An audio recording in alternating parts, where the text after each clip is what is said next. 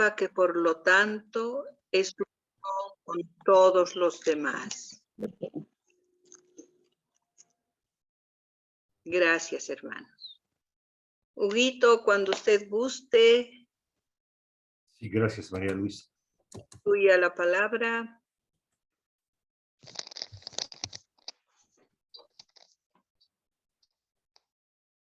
Vamos a pedir que apaguen los micrófonos, por favor, para que podamos evitar cualquier ruido en la charla. Mucho ruido. Sí, por favor.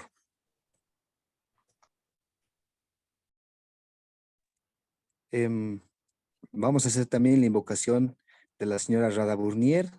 Respiramos profundamente.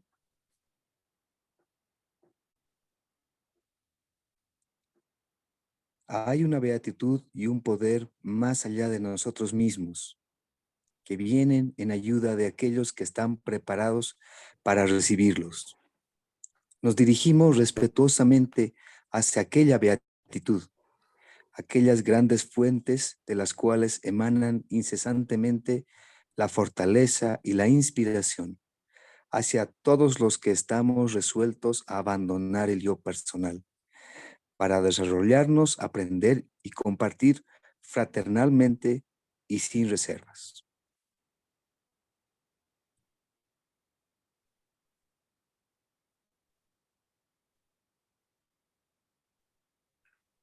Gracias, José Luis. Buenas noches a todos, queridos hermanos. La Sociedad Teosófica en Bolivia presenta en esta oportunidad este tema de botánica oculta, que lo habíamos proyectado ya a principios de este mes. Lamentablemente estos días, países hermanos como México, República Dominicana, Puerto Rico, Costa Rica, han estado sufriendo desastres naturales, sobre todo México. Enviamos toda nuestra solidaridad y nuestro apoyo, toda la fuerza espiritual a los hermanos de México y en todos los lugares donde lo necesiten. Esperemos que la luz llegue, que cesen esas actividades negativas de la naturaleza y todo vuelva a la normalidad. Acompañamos a todos esos hermanos y todas esas hermanas en esos momentos tan difíciles.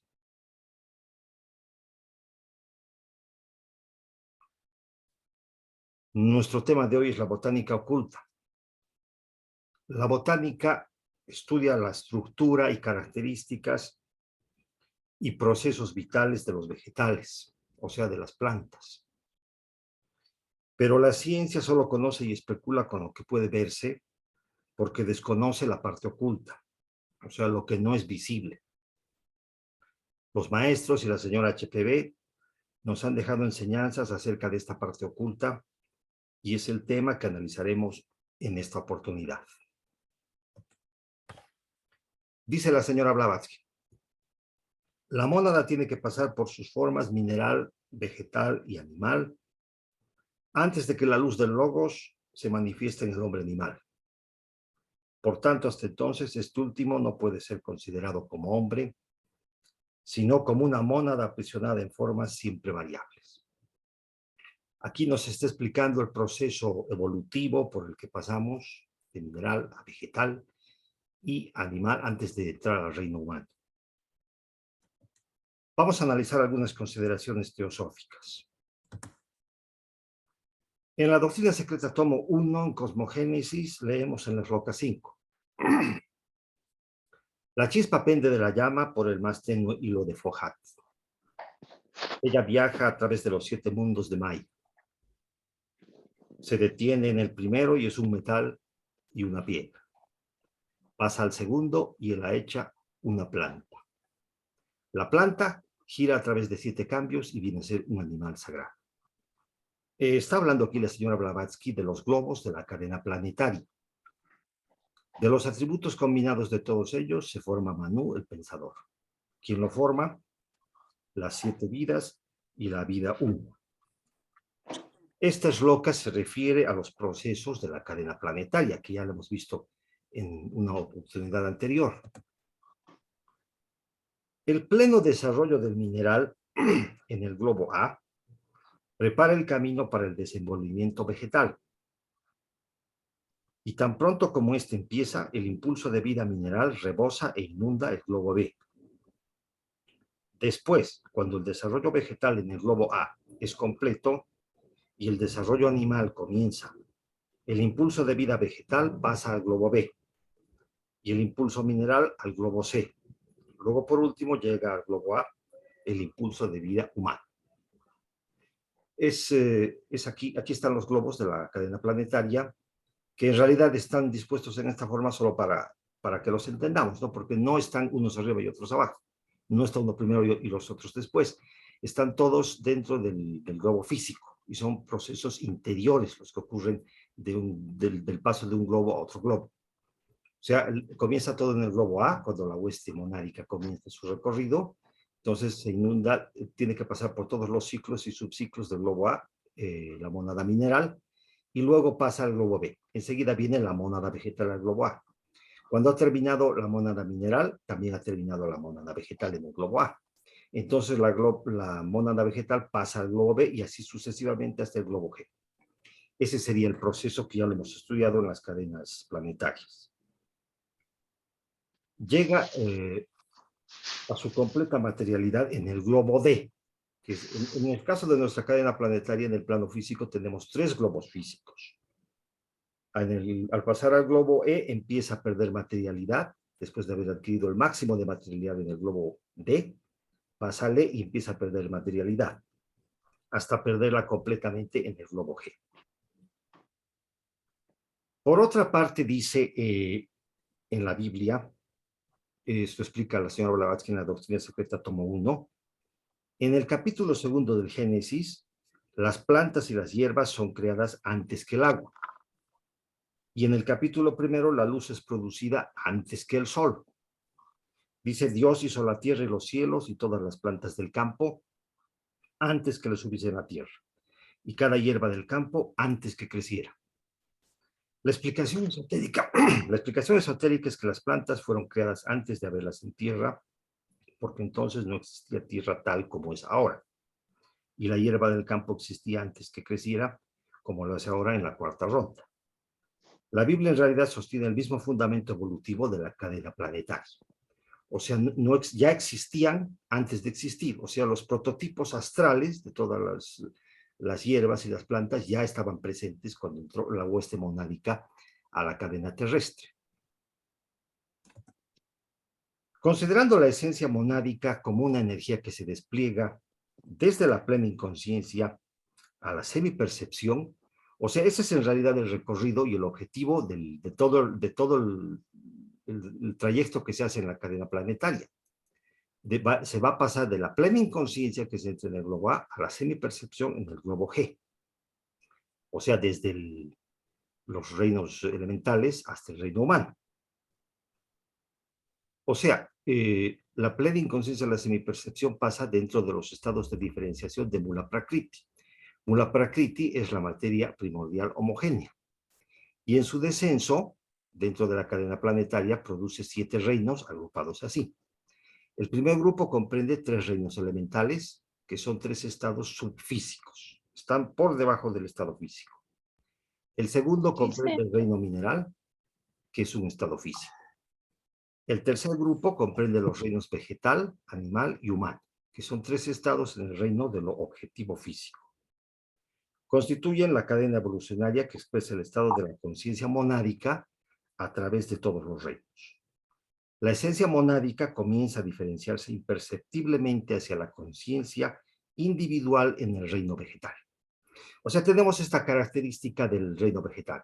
Es donde comienza poco a poco a surgir la conciencia. Aquí en el gráfico vemos la esencia monádica se despliega a través de Mula Prakriti, forma primero los 3 reinos elementales, luego el reino mineral, a continuación el vegetal, el animal y el reino humano.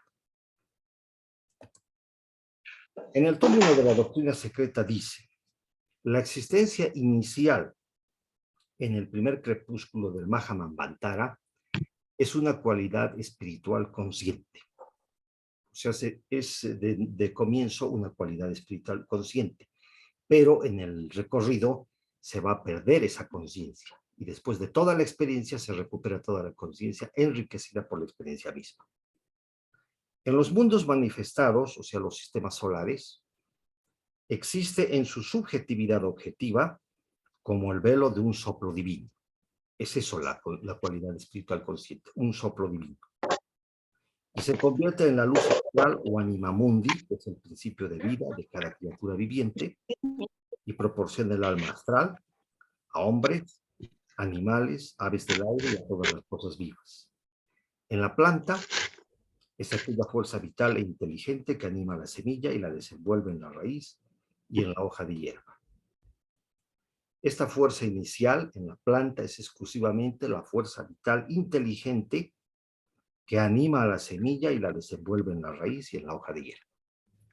Los vegetales y los animales poseen tan solo el germen latente del alma inmortal más elevada, que se desarrollará solo después de una serie de evoluciones innumerables. O sea, porque el paso a través de los globos de la cadena planetaria son 7 eternidades, ¿no? O sea, es algo que no podemos imaginarnos. La doctrina de cuyas evoluciones se halla contenida en el axioma cabalístico. Una piedra se convierte en una planta en un animal en un hombre en un espíritu, y el espíritu en un Dios. Esa es la evolución en realidad en la que estamos, ¿no? Nosotros ya hemos llegado al reino humano, luego vamos a pasar al reino espiritual, y después son enigmas, ¿no? Pero tal vez nos convirtamos en una jerarquía similar a dioses. En la Shloka 3 de Cosmogénesis dice: cuando el 1 se convierte en 2, aparece el triple. Y los 3 son 1. Y este es nuestro hilo, Olanu, el corazón del hombre planta, llamado Saptaparna. Conocemos por nuestros estudios teosóficos que el ser humano es representado simbólicamente por una planta. Saptaparna quiere decir una planta de 7 hojas en sánscrito. El hombre planta, Saptaparna, o sea, se nos está tomando un símil del reino vegetal precisamente al reino humano. Se refiere de este modo a los 7 principios. Y el hombre es comparado a esta planta de 7 hojas, tan sagrada para los budistas. Se hace una analogía entre el hombre y la planta, y Saptaparna es también un término que se aplica al desarrollo de las 7 razas raíces en el reino humano. O sea, Saptaparna representa al hombre con sus 7 principios y también representa al hombre en su evolución en las 7 razas raíces. Existe una analogía más entre el reino vegetal y el reino humano que la vamos a ver un poquito más adelante. En el tomo 2 de la doctrina secreta leemos: en los Puranas, Mukya es la creación, entre comillas, y la evolución orgánica del reino vegetal. Se refiere al proceso evolutivo desarrollado en el recorrido de la hueste monádica en la cadena planetaria. Esta palabra sánscrita se refiere exclusivamente al reino vegetal. O sea, Mukya es solamente para la evolución del reino vegetal. Es también la percepción naciente del conocimiento interior, que es el Mahat de los reinos inferiores. O sea, Mahat, la mente universal que nos da nuestra mente, ¿no? Nuestra mente concreta y nuestra mente abstracta, Manas inferior y Manas superior.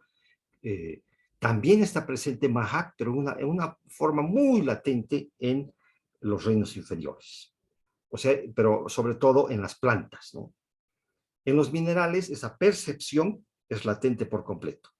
Se desarrolla solamente en las plantas. O sea, todo este proceso comienza en la planta, en el reino vegetal.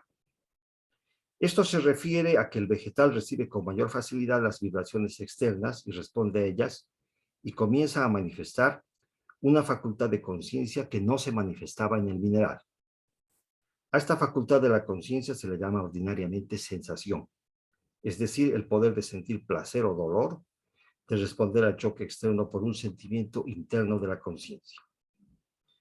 La doctora Annie Besant nos explica que los árboles y las plantas en general, en el transcurso de los días, de los meses y de los años, se van dando cuenta poco a poco de que hay 12 horas de sol, de calor, de luz, 12 horas de frío, de oscuridad, de noche.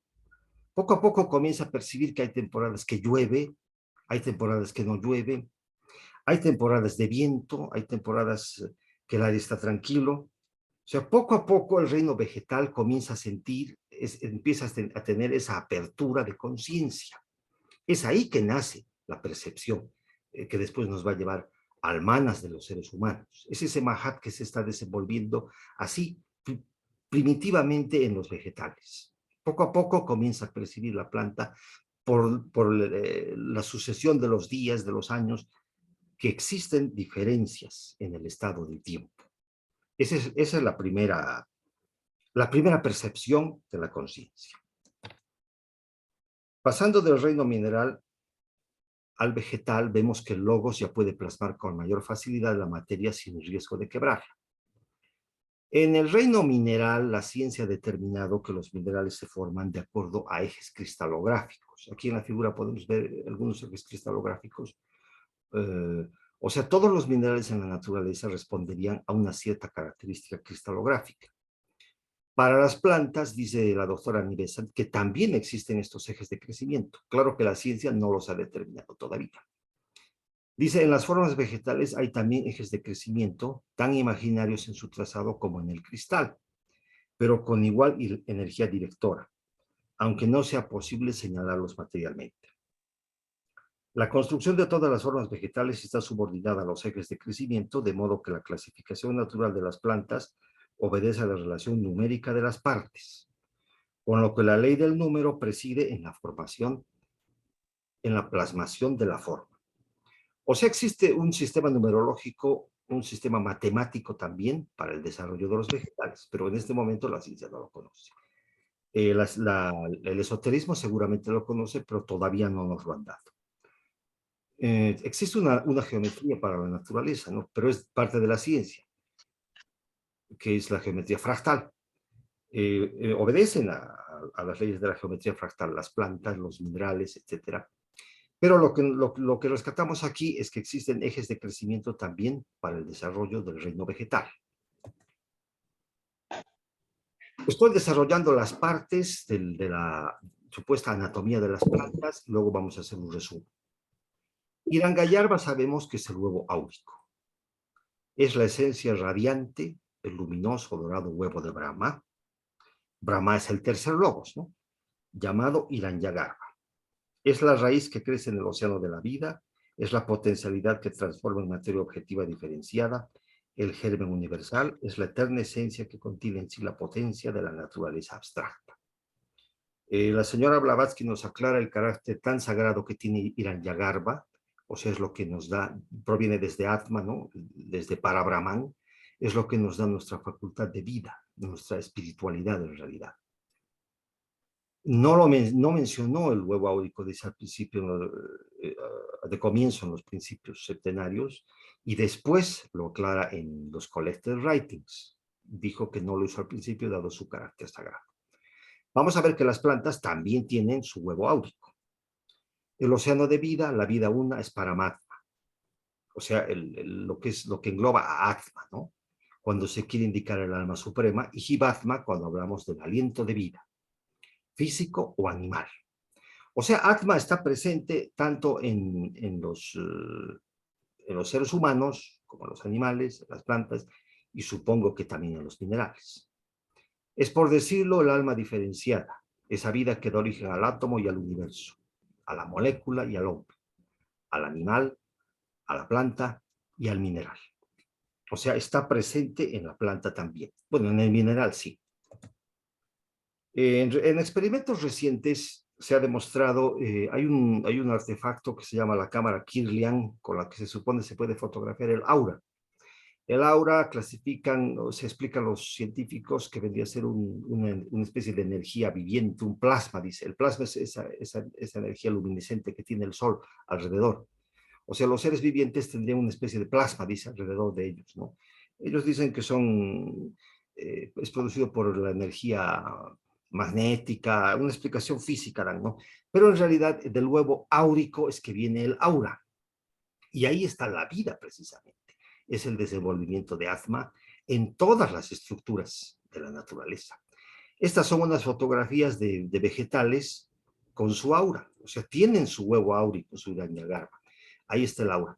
Hay experimentos que se han hecho con plantas que se les cortan las flores, las hojas, tallos, y se les vuelve a sacar una fotografía Kirlian, y en la fotografía Kirlian vuelve a salir, o sea, como una especie de tallo fantasma, digamos, una flor fantasma donde ya no está. O sea, eso quiere decir que la parte física se ha erradicado del total de la planta, pero la parte áurica continúa. Y igualmente en seres humanos, ¿no? Se ha ampliado esta técnica de la fotografía Kirlian, que en el caso de que se le amputara un brazo o una pierna a una persona, al cabo de algún tiempo, si se le saca una fotografía Kirlian, entonces sigue apareciendo en la pierna, o sea, como una pierna fantasma. O sea, la sigue teniendo. Bueno, la ciencia de alguna forma corroboraría esta enseñanza del huevo áurico.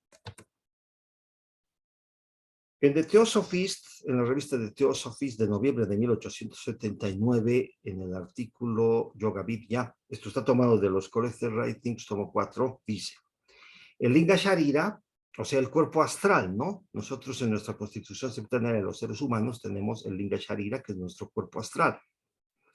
Dice, el Linga Sharira es el sutil elemento etéreo del ego de un organismo.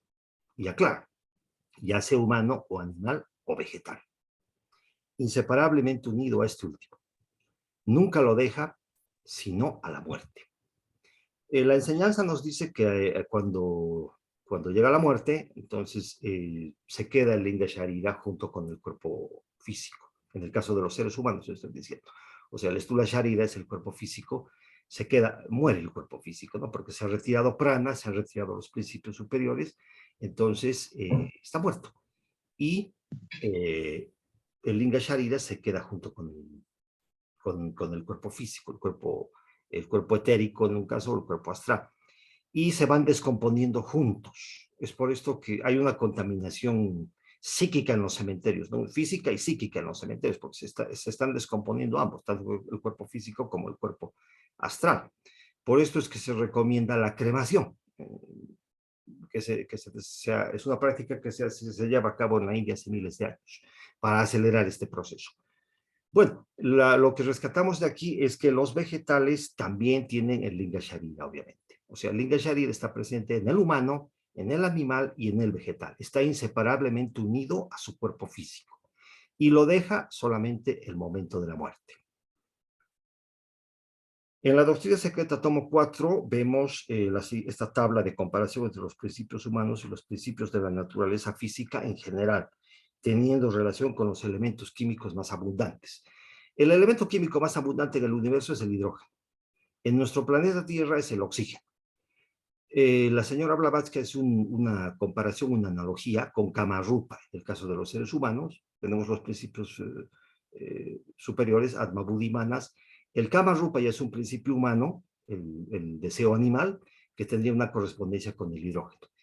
Y habría a través del hidrógeno, que está presente también en los organismos animal y vegetal, habría alguna correspondencia del Kama-Rupa con los principios de la naturaleza física. El Linga Sharira dice el vehículo inerte o forma sobre el cual se moldea el cuerpo, el vehículo de la vida, se disipa poco después de la desintegración del cuerpo, tendría correspondencia con el nitrógeno.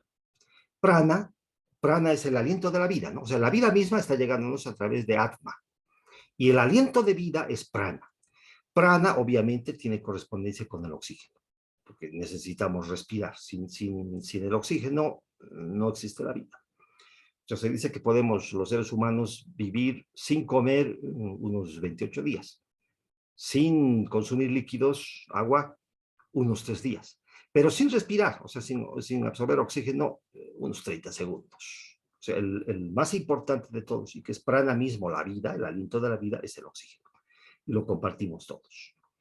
Y el carbono es el que moldea la materia grosera del cuerpo, el Stula Sharira, ¿no?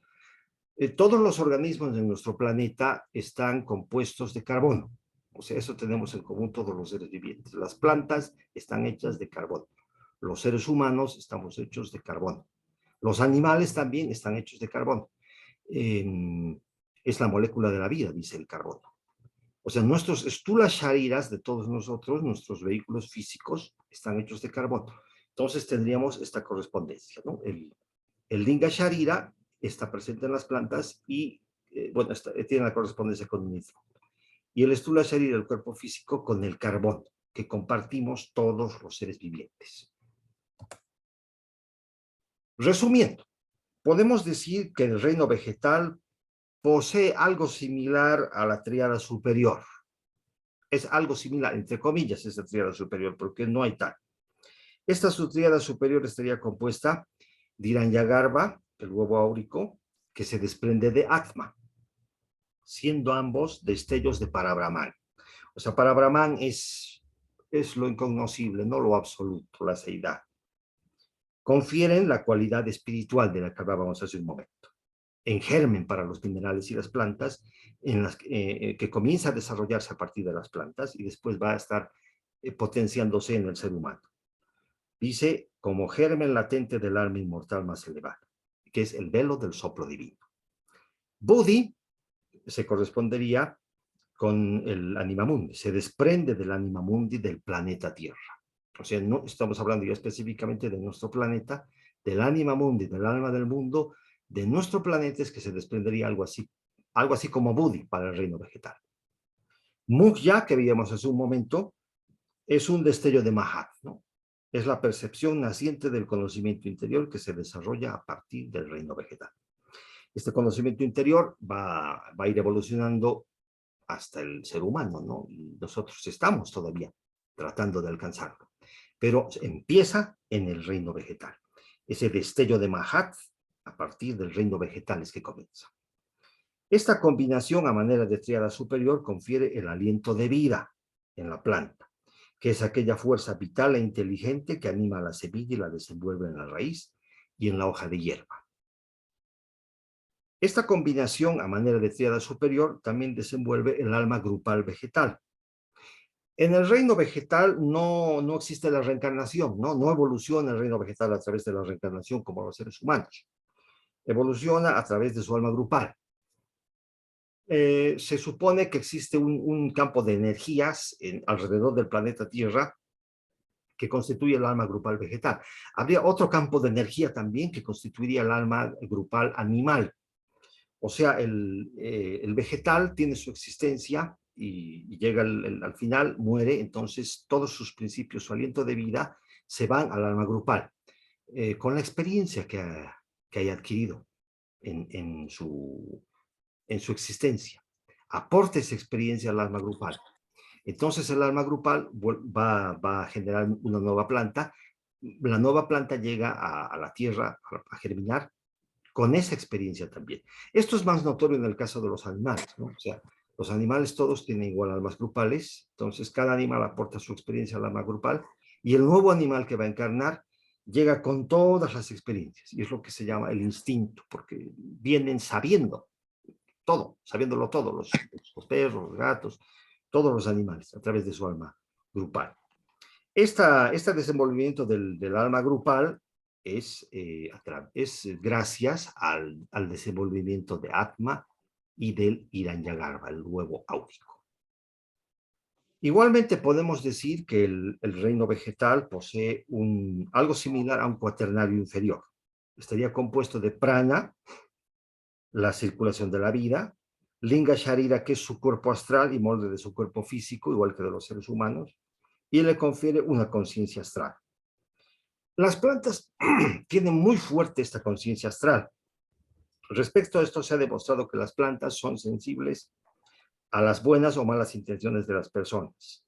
Son sensibles también a la música. Se dice, de acuerdo a estudios científicos, o sea, no son simples habladurías, ha habido estudios científicos que han determinado que en cierta forma las plantas pueden leer los pensamientos de las personas. O sea, saben si la persona les va a causar algún daño o no. Claro que no pueden hacer nada para defenderse, pero captan. Se ha hecho esta prueba con detectores de mentiras, o sea, detectan, hacen un gráfico. O sea, la planta está tranquila. Alguien entra pensando cortarla, entonces la planta se altera. Entonces parece que leen los pensamientos las plantas. O sea, esto quiere decir que tendrían una conciencia astral bastante desarrollada. Y finalmente poseen un Stula Sharira, un cuerpo físico, o sea, un Upadhi, un recipiente de todos los otros principios, ¿no? Su Upadhi tiene su forma de desarrollo de acuerdo a los ejes de crecimiento que veíamos, como en el mineral, y son ejes de crecimiento que ya vienen establecidos en el plan divino. Hay que hacer notar que evidentemente el reino vegetal no posee algo que se llame Kamarupa, que es el Kamarupa es principio del reino animal y del reino humano. Básicamente el Kama es del reino animal, pero los humanos lo compartimos, ¿no?, con los animales. Tenemos el Kamarupa, que es toda nuestra naturaleza inferior, nuestra naturaleza animal propiamente, ¿no? Todas nuestras pasiones, todo nuestro ego. La planta no tiene tal, o sea, no está presente el Kamarupa en la planta. La señora Blavatsky hacía una referencia en el cuadro anterior con la analogía del hidrógeno, pero por el hidrógeno sabíamos que hay algo, pero no es Kamarupa. No nos dicen qué es, ¿no? Pero no es Kamarupa. Además, hay que hacer notar una cosa. Por la ausencia de Kamarupa, el reino vegetal no posee sistema nervioso. O sea, el sistema nervioso lo poseemos los animales y los humanos. Y gracias al sistema nervioso, o sea, vimos en la charla anterior de anatomía oculta, gracias al sistema nervioso sentimos dolor. Entonces, el vegetal no posee sistema nervioso. Entonces, si nosotros podamos una planta con calma, con mucha suavidad, con mucho cariño, o cortamos un árbol con un hacha, con mucha violencia, no van a sentir dolor, ni el árbol ni la planta, ya que no tienen sistema nervioso, no tienen Kamarupa. Bueno, sería una ventaja para ellos. Esta sería un resumen de la constitución de los principios, digamos, de los vegetales, de acuerdo a cómo nos lo explica la doctrina secreta. Le preguntaron a la señora Blavatsky en los Collected Writings, tomo 10, ¿cómo se producen las infinitas variedades del reino vegetal? Y ella contestó, las diferentes variedades de plantas son los rayos en los cuales se descompone el rayo único. A medida que el rayo pasa por los 7 planos, se descompone en cada plano en miles de millones de rayos hasta llegar al mundo de la forma, cada rayo penetrando en una inteligencia en su propio plano. De esta manera que vemos que cada planta tiene una inteligencia o su propio propósito de vida, por decirlo así, y hasta cierto punto su propio libre albedrío. Esto es lo que dice la señora Blavatsky. Cada planta tendría una inteligencia, su propósito de vida y su propio libre albedrío. Una planta puede ser receptiva o no, aunque cada planta sin excepción siente y tiene una conciencia propia. Pero además de esto, todas las plantas, desde el árbol gigantesco hasta la más diminuta hoja de hierba o helecho, tienen, como nos enseña el ocultismo, una entidad elemental de la cual ella es la envoltura exterior en este plano. De aquí que los cabalistas y los rosacruces del medioevo siempre hablaban de elementales. Según ellos, todas las cosas poseen un espíritu elemental. Bueno, yo toqué este tema en otra charla sobre los elementales. Obviamente hay elementales que están trabajando en la construcción de las formas vegetales y también de las formas animales. En realidad están en todas partes, ese es su trabajo. O sea, el vegetal va creciendo, va germinando de la semilla, pero la fuerza del Hiranyagarbha y del Atma le están dando la inteligencia para que se abra esa semilla y germine. Empieza a germinar, tiene ya su plan divino, ya hay un diseño, ya hay ejes de crecimiento, pero hay entidades elementales que están vigilando que esto funcione perfectamente y ayudan a la planta. O sea, están como diseñando a la planta de un diseño preestablecido, ¿no? Es un tema muy, muy interesante. Vamos a ver lo que dice Paracelso en su libro Botánica Oculta.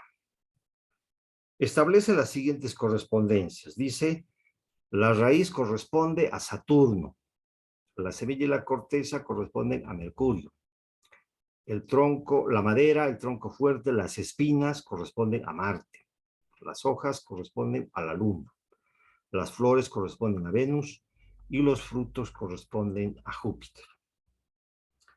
Si se hace un análisis de los atributos astrológicos de estos planetas, hay una gran correspondencia con las partes de la planta que explica Paracelso. Al respecto de las influencias planetarias, dice la señora Blavatsky en los Collected Writings, tomo 12, los planetas físicos solo pueden dominar el cuerpo físico y las funciones puramente físicas. Todas las facultades mentales, emocionales, psíquicas y espirituales están influenciadas por las propiedades ocultas que emanan de las jerarquías espirituales de los gobernantes de los planetas y no por los propios planetas. Esta escala conduce al estudiante a percibir en el siguiente orden. 1, el color. 2, el sonido. 3, el sonido se materializa en el espíritu de los metales. 4, los elementales se materializan de nuevo en los metales físicos. 5, la esencia radiante, armónica y vibratoria pasa a las plantas, dándoles color y olor, los cuales son propiedades que dependerán de la frecuencia de vibración de esta energía por unidad de tiempo. O sea, hay jerarquías, todos nosotros sabemos, en cada planeta hay una jerarquía que está ocupada de un tema específico, según nos explica la astrología. Estas jerarquías estarían rigiendo en este orden la evolución, y en el caso de las plantas le dan olor y color, dice, miren ustedes. Finalmente esto pasa de las plantas a los animales y finalmente culmina en los principios del hombre. Paracelso ofrece también las siguientes características en este cuadro, ¿no? O sea, de acuerdo a cada planeta habrían características de las plantas.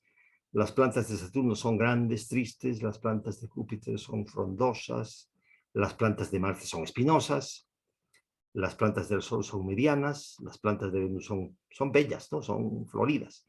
Las plantas de Mercurio son medianas, dice, y las plantas de la Luna son caprichosas. Hay un detalle de qué tipo de hojas tienen, qué tipo de olor. Bueno, yo les dejo esto para que ustedes lo analicen después. Hay otro cuadro de Paracelso en su libro Botánica Oculta que especifica que existirían 4 tipos de plantas: plantas de tierra, plantas de agua, plantas de fuego y plantas de aire. Igualmente tienen sus características propias de acuerdo al elemento al que pertenezca cada planta. Haciendo una fisiología vegetal, dice, la raíz hundiéndose en la tierra es el estómago de la planta. Las hojas, buscando vida en el aire libre o dentro del agua, son los pulmones de la planta. Buscan también la luz necesaria para la renovación de la fuerza que se desarrolla por medio de la clorofila, que es la sangre de la planta, una sangre verde. El tallo es el aparato circulatorio y las flores son el lugar de los aparatos de reproducción. Me parece muy acertada esta clasificación de Paracelso. Seguramente es así. La ciencia nos explica el proceso de la fotosíntesis. Y ese es un proceso químico mediante el cual las plantas convierten la materia inorgánica, que es el dióxido de carbono y agua, en materia orgánica, que son azúcares, carbohidratos y oxígeno, a partir de la luz solar. O sea, es gracias a la luz solar que ocurre todo esto, y es en realidad, si se analiza el proceso de la fotosíntesis, es algo maravilloso. Esta materia orgánica es indispensable para la vida en la Tierra. Los azúcares o glucosa son el alimento de las plantas, los carbohidratos sirven de nutriente a los animales herbívoros y el oxígeno permite la respiración de los seres vivos, desde animales y seres humanos hasta organismos unicelulares. De esta forma, las plantas se convierten en el primer eslabón de la cadena alimenticia en un ecosistema. Son los pulmones de la tierra, dicen, ¿no? Los grandes bosques, las grandes selvas, porque las plantas absorben el dióxido de carbono. Nosotros al inspirar y expirar en nuestra respiración, expulsamos dióxido de carbono y absorbemos oxígeno. Las plantas absorben dióxido de carbono y liberan oxígeno. Y ese oxígeno es en grandes cantidades, ¿no? Mantienen oxigenado el planeta Tierra. Y de ese oxígeno dependemos para nuestra vida los humanos y los animales. O sea, y aparte, como dice, forman la glucosa, los carbohidratos, o sea, son el primer eslabón de la cadena alimenticia. O sea, tienen una importancia suprema en la vida de nuestro planeta, de todos, absolutamente, las plantas. Vamos a hacer un breve análisis de algunas variedades. Son tantas las variedades de plantas que algunas simplemente. Consideremos que existen plantas aéreas, todos las conocemos, que están en los postes de luz, las han debido ver. Existen los hongos y en cierta forma los tréboles. Estas tres variedades, por ejemplo, pues son de otra evolución. Pertenecen a la evolución de los elementales directamente, no a la evolución humana de la Tierra. O sea, estas son en la Tierra, perdón. En el mar existen las algas y los corales, que también pertenecen a la evolución elemental, no pertenecen a la evolución humana, son de la evolución elemental. La aclaración que hago aquí es que las algas son plantas y los corales son animales. O sea, propiamente las algas son plantas, del reino vegetal. Los corales pertenecen al reino animal, pero por sus características se parecen bastante. Los corales llegan a formar, son animales, ¿no?, que llegan a formar los famosos arrecifes de coral. La característica con las anteriores es que también pertenecen a la evolución elemental. Leadbeater nos ha explicado en qué consiste esto, ¿no?, en su libro Los Elementales, precisamente. Dice que existen dos evoluciones paralelas en que empiezan a partir de los tres reinos elementales que vimos hace un momento, que preceden al mineral y al vegetal. Habría una evolución elemental por un lado y habría, o por otro lado, una evolución humana que van paralelas. Existe una primera evolución, o sea, dos evoluciones elementales que existirían en realidad y una evolución humana. En la primera evolución elemental, vamos a ver, comienza desde el elemental, pasa al mineral, luego hay una continuación por el agua y por la tierra. Llega hasta los espíritus superiores del éter y espíritus de las nubes por este lado, del agua. Los espíritus superiores del agua son los elementales del agua de las nubes, precisamente. Y por el lado de la tierra son los gnomos que van a dar origen a los minerales, que son desprendibles y desprendibles, o sea que están fijos en la tierra algunos y otros que pueden moverse sobre la tierra, tienen cierta libertad. Después vendrían las hadas de la superficie y las salamandras del elemento fuego en el éter superior. Este tema también lo hemos tocado en una charla anterior sobre los elementales. En la segunda evolución elemental, aquí se presenta lo que veíamos, igualmente va por el lado del agua y de la tierra, desde el mineral. Por el lado del agua están las algas, que son plantas, corales, esponjas, cefalópodos, son animales. Peces, ciertas variedades de peces, ¿no? Luego los espíritus inferiores del agua, los espíritus superiores y los espíritus de las nubes. En el intermedio de ambos estarían los hongos, las bacterias, los insectos. Vean ustedes, aquí están los hongos. Ahora, cierta clase de bacterias. Esta información habría que analizarla. Los científicos deberían de analizarla para su enfoque de antibióticos, etcétera. No se nos arrojaría muchísimas luces.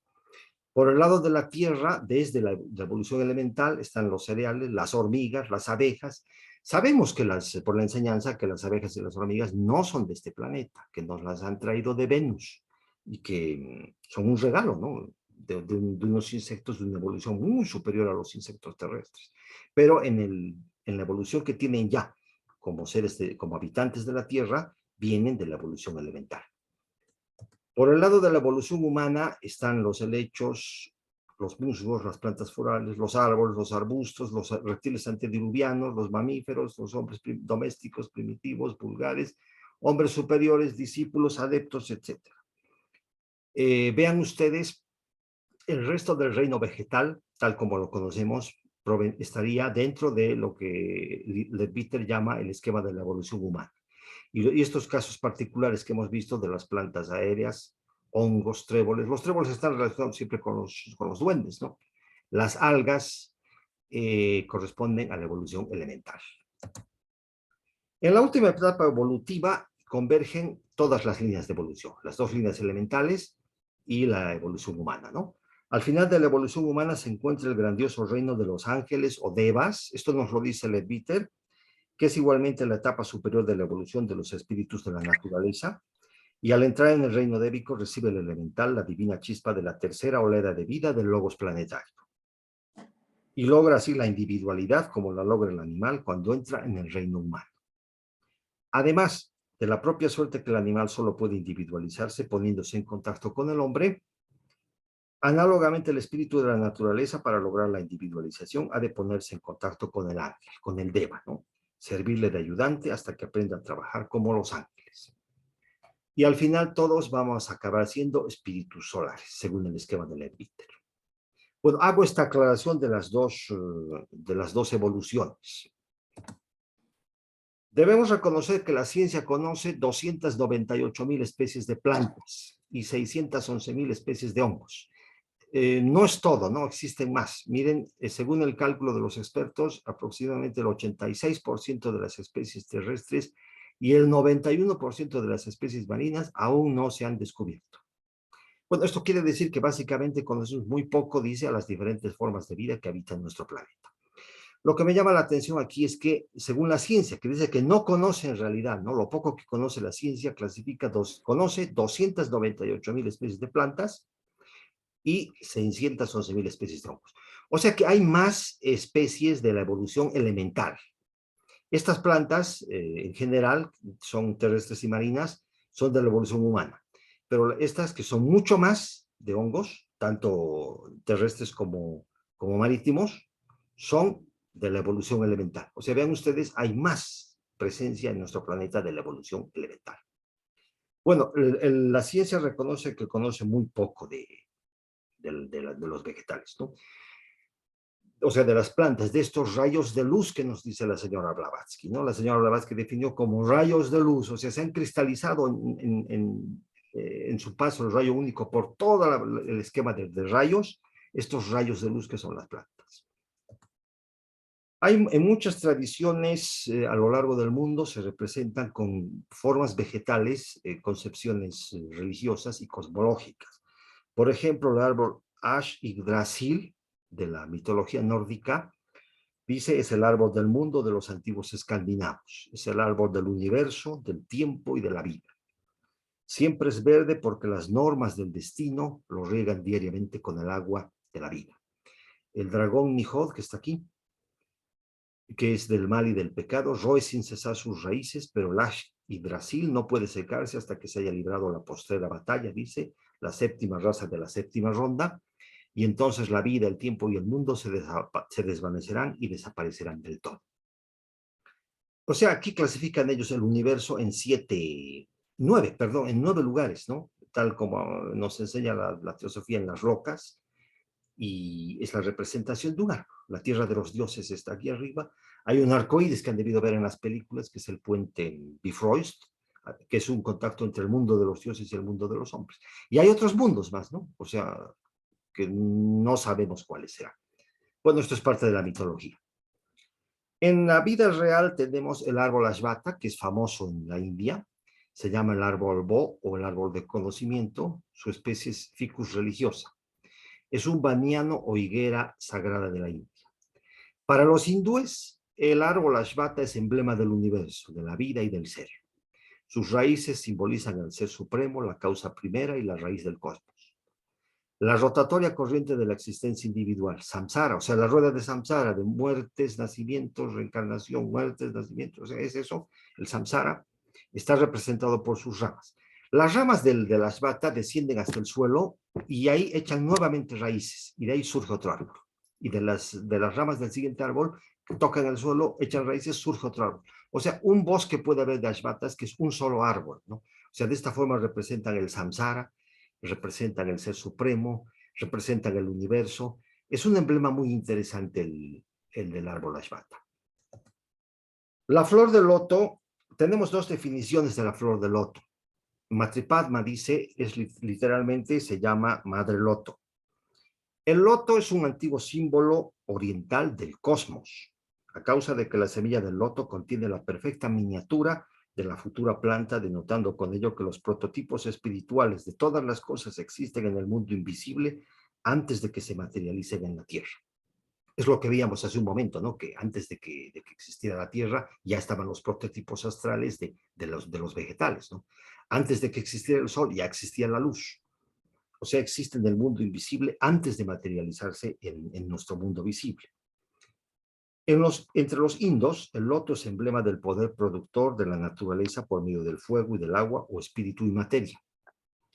El loto es en la India el símbolo de la tierra prolífica, del monte Merú, los 4 ángeles o genios de los 4 cuadrantes del cielo, los maharajas, o sea, los señores del karma vienen a ser, ¿no? Los maharajas a las 4 esquinas están anotando el karma de todos nosotros. Permanece cada uno de los maharajas sobre un loto. El loto también es el símbolo doble del hermafrodita divino y del humano, siendo, por así decirlo, de doble sexo.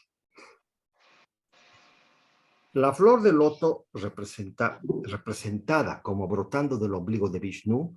Vishnu es el segundo logos, ¿no? Es el Dios que reposa en las aguas del espacio sobre la serpiente del infinito, dice, y de su ombligo está brotando el loto, como ven en la figura. Es el símbolo del universo desenvolviéndose del sol central, el punto, el germen siempre oculto. Estos cuadros hindúes habría que analizarlos con esta explicación que nos da la señora Blavatsky, se ve que tienen una simbología muy bella.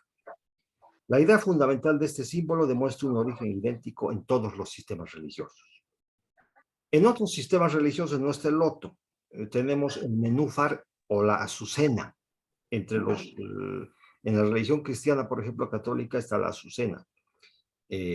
Significan una y la misma idea filosófica, a saber, la emanación del objetivo de lo subjetivo, la ideación divina pasando de la forma abstracta a la forma concreta o visible. Eso es lo que representa el loto. Y en este ejemplo, vean, es Vishnu, el segundo logos, que está generando toda nuestra manifestación desde el sol central de nuestra galaxia, dice, ¿no? O sea, ese loto que está en la parte superior es nuestro mundo y el resto es el resto de la galaxia. El otro logos, Shiva Rudra, viene a ser Shiva el primer logos, ¿no? Shiva Rudra es el destructor y como Vishnu es el conservador, y ambos son regeneradores tanto de la naturaleza espiritual como de la física. Dice que para vivir como planta debe morir la semilla, ¿no? Para vivir como una entidad consciente en la eternidad, las pasiones y sentidos del hombre deben morir antes que su cuerpo.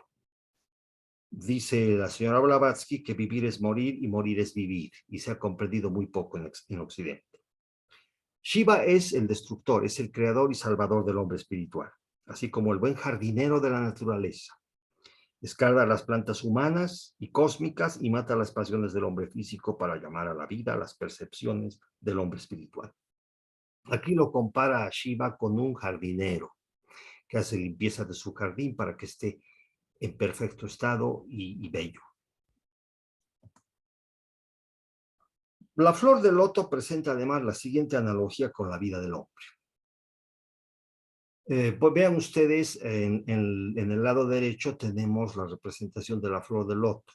O sea, la raíz está en el fondo del pantano, está en el lodo, en el estiércol inclusive, dicen, no, ahí está en el lodo. De ahí está surgiendo la flor del loto. Hay una parte que es ahí abajo en el fondo del pantano, hay otra que es en el agua, aquí está la superficie del agua, y hay otra más que está arriba, que se ve desde el cielo. Ya la flor del loto sale hacia la superficie y recibe los rayos del sol. En realidad está buscando los rayos del sol. Entonces, habría estas 3 percepciones de la flor del loto. En la primera, en el fondo del pantano, podemos ver que son nuestros instintos, nuestros deseos y necesidades que nos mantienen en el lodo, en el fondo del pantano. Si ascendemos un poco al espacio todo el espacio que ocupa el agua, aquí tiene que ver con nuestras emociones y razonamientos concretos, nuestra vida marcada por la seguridad razonada, orientada al bienestar emocional, que es la vida de todos nosotros, ¿no? Esta es nuestra vida en la sociedad, en el mundo. Pero yendo un poco más arriba, saliendo a tratar de perseguir, de captar los rayos del sol, se presentaría una expansión de conciencia. Sería una búsqueda de la realización espiritual, una aspiración hacia lo superior que haría brotar lo mejor del hombre. Estos 3 aspectos bien nos ilustra la flor del loto con nuestra realidad como seres humanos. Aquí en la superficie del agua podemos ver la flor del loto que ha logrado emerger.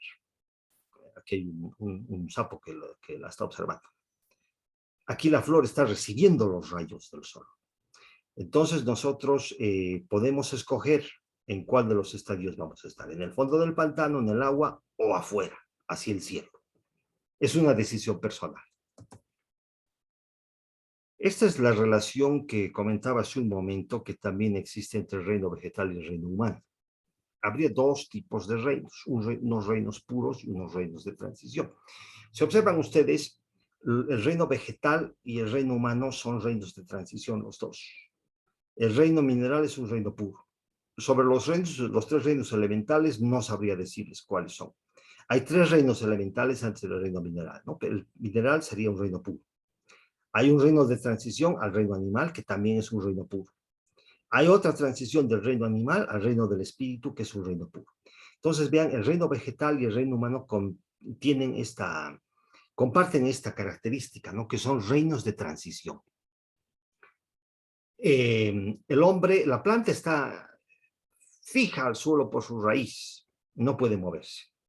Y las plantas, de todas maneras, como la flor de loto, están apuntando hacia el sol, buscando al sol.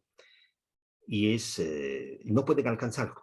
Están fijas, clavadas al suelo. Igualmente ocurre con los humanos. En nuestros cuerpos físicos estamos clavados a este mundo de Maya. Algunos miramos hacia arriba y tratamos de ver el sol del espíritu, pero igual que la planta, estamos aprisionados en la tierra. Bueno, si se analiza, hay muchas más características similares. Ahora hay una dependencia también de los humanos, para nuestra alimentación sobre todo, con el reino vegetal. La mandrágora es otra planta que vamos a ver rápidamente. Ha sido la planta mágica por excelencia. Las raíces de la planta son carnosas, peludas y ahorquilladas, representando toscamente los miembros, el cuerpo y hasta la cabeza del hombre. Sus propiedades mágicas y misteriosas han sido proclamadas en fábulas y en el teatro desde las edades más arcaicas. Desde Raquel y Lía en el Antiguo Testamento, que se permitían con ellas la hechicería, hasta Shakespeare, que escribió obras. Son sumamente apreciadas como amuletos, especialmente producen efectos en la llamada magia negra. Presentan poca semejanza con el hombre cuando se encuentran en España, Italia, el Asia Menor o Siria. Pero en la isla de Candia y en Caramania tienen de un modo asombroso la forma humana. Otra planta interesante es el soma, que nos menciona bastante la señora Blavatsky. Astronómicamente, el soma es la luna. En fraseología mística es también el nombre del brebaje sagrado que bebían los brahmanes y los iniciados durante sus misterios y ritos del sacrificio. Se ha aclarado ahora que la planta soma, la que nos mencionan, es la Asclepias ácida. Este es el nombre científico. Y vean ustedes, aquí hay varias variedades de la Asclepias ácida. El soma es una planta muy bella. Bueno, produce un jugo, dice, del cual se hace esta bebida mística, el brebaje soma. Solo los sacerdotes de los grandes misterios conocían todos sus poderes. Nos aclara que la verdadera propiedad del soma real era y es hacer un nuevo hombre del iniciado después que renace. Esto es cuando principia a vivir en su cuerpo astral, pues su naturaleza espiritual sobreponiéndose a la física hace que pronto él se deshaga de esta y hasta de una parte de aquella forma etérea. Claro que este brebaje que usaban los iniciados es un misterio, no es un secreto. O sea, si tratamos de hacer un brebaje con el soma, no creo que obtengamos el brebaje correcto. Pero tenía esas propiedades mágicas, debe seguir teniéndolas. Es un secreto. El girasol es otro caso especial. El girasol gira tras del sol, ¿no? Se mueve junto con el sol el girasol. Y es una abstracción también de nuestra existencia humana. El sol es uno, pero sus rayos son innumerables. En la proporción en que nuestra conciencia se eleva hacia la verdad absoluta, la asimilamos más o menos absolutamente. Pero la conciencia del hombre es solo el girasol de la tierra. Anhelando el cálido rayo, la planta solo puede volverse hacia el sol y moverse girando y girando, siguiendo el curso del inalcanzable astro. Sus raíces la mantienen firme en el suelo y la mitad de su vida pasa en la sombra. Es lo que ocurre con nosotros los humanos exactamente. Aún así, cada uno de nosotros puede alcanzar relativamente el sol de la verdad, incluso en esta tierra, y asimilar sus rayos más cálidos y directos. Para llegar al sol de la verdad debemos trabajar para desarrollar nuestra naturaleza superior. Sabemos que al paralizar paulatinamente los apetitos de la personalidad inferior y amortiguar la voz de la mente puramente fisiológica, el hombre animal en nosotros puede hacer sitio para lo espiritual y una vez despertados de su estado latente, los sentidos y percepciones espirituales más elevados crecen en nosotros en proporción y se desarrollan pari passu con el hombre divino. Esto es lo que siempre han hecho y siguen haciendo los grandes adeptos. los yogis de Oriente y los místicos de Occidente. Vean ustedes, aquí está hablándonos de toda la parte animal que existe en nosotros, todos ese hombre animal, que es el que tiene que llegar del estado puro, que está pasando del estado puro, que es el animal, al estado del espíritu. Aquí se ve, estamos en un estado en un reino de transición de un estado al otro. O sea, nuestro objetivo es llegar al otro estado, pasar del uno al otro estado. Ese es exactamente, de eso se trata exactamente. Tenemos la analogía del pan y el vino. El pan procede del trigo, el vino procede de la vid. Y esto ha existido desde siempre. Lo tenían en Egipto, lo tenían en Grecia, y después la iglesia cristiana lo convirtió en la Eucaristía, ¿no? La Eucaristía es una de las más primitivas ceremonias de la antigüedad, pues desde el establecimiento de los misterios tuvo su simbolismo muy semejante al que posteriormente le dieron los cristianos. La diosa Ceres era el pan, símbolo de la vida regenerada en la simiente, y Baco era el vino. La acumulación de conocimiento simbolizada en el racimo, con la fuerza y vigor que el conocimiento daba luego en la fermentación mental, alegorizada en la del vino. Ceres y Baco son símbolos del pan y vino místicos, o el pan es la materia y el vino es el espíritu. Esto viene de los misterios báquicos, ¿no? Había los misterios de Eleusis en Grecia, los misterios báquicos, o sea, no eran borracheras en realidad lo que ocurría en los misterios báquicos, habían cosas muy espirituales. O sea, una parte nos deja aquí sospechar la señora Blavatsky en ese símbolo. Les ruego que profundicen, es un tema muy interesante también este. La manzana, las manzanas siempre han representado el conocimiento. Tenemos también árboles, había un árbol en la Biblia con una manzana prohibida, era el árbol de la ciencia del bien y del mal, había otro árbol del conocimiento, directamente se definiría así, el fruto del árbol del conocimiento es por antonomasia la manzana. Y en las mitologías, sobre todo en la griega, existían también manzanas de oro. O sea, la manzana normal representaría los conocimientos normales o los más bajos de los místicos, ¿no? Pero los conocimientos más elevados son manzanas doradas. Hércules, por ejemplo, llegó a robar, ¿no? Las manzanas del jardín, las manzanas de oro del jardín de las Hespérides. Hay muchos relatos, o sea, se está refiriendo siempre a un conocimiento esotérico. Ese sería el simbolismo de la manzana. Las bananas vienen a ser, dice, un enigma botánico. Miren, la banana no tiene semilla. O sea, todas las demás frutas tienen una semilla. O sea, se puede sembrar la semilla y tener un árbol de esos frutos, ¿no? Pero las bananas no. El enigma es que en las islas más perdidas del océano hay bananas. O sea, por todo el mundo están las bananas. Entonces, es un misterio. ¿Cómo es que están presentes en todas partes? Se ha especulado que sea un obsequio de los dioses también, así como fue el trigo y las hormigas y las abejas. Es un enigma también esto. Tenemos las secuoyas de California. Son árboles gigantescos. Tienen algunas unos 3.000 años de antigüedad. Dice que hay algunas secuoyas que tienen 5.000 años de antigüedad. Llegan a medir más de 100 metros. 100, 130, 150 metros. Algunas creo que pasan de los 200 metros. O sea, son los seres vivos más antiguos que existen actualmente en nuestro planeta. Bueno, las están cortando, ¿no? Las están exterminando, ¿no? El hombre no respeta nada, o sea, tienen buena madera, parece, entonces están desapareciendo las cebollas. Esto me parece que es algo terrible. O sea, para mí, según yo entiendo, esto es lo máximo de la evolución del reino vegetal en la actualidad. Estas secuoyas de 5.000 años o de 3.000 años de antigüedad han visto tantas cosas en este planeta, tienen tanta experiencia, han debido acumular tanto conocimiento que me imagino van a pasar al reino animal en la próxima ronda o en la próxima cadena planetaria.